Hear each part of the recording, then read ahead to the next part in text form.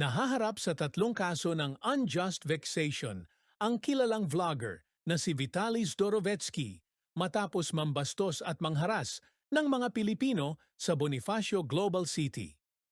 Ayon kay DILG Secretary John Vic Remula, kung mapatunayang nagkasala, maaring makulong si Zdorovetsky ng hanggang 18 buwan sa Pilipinas.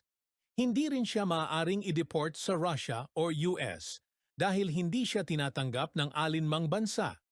Tinaguriang undesirable alien si Zdorovetsky ng Bureau of Immigration matapos lumabas ang mga video ng kanyang pambabastos, kabilang ang verbal assault sa isang surfing instructor sa Boracay.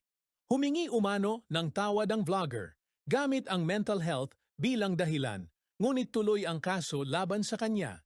Sa tingin mo ba ay dapat panagutin sa batas ang mga banyagang vloggers na nambabastos sa mga Pilipino? Ibahagi ang iyong saloobin. Salamat sa panonood. Huwag kalimutang i-like, i-share at mag-follow.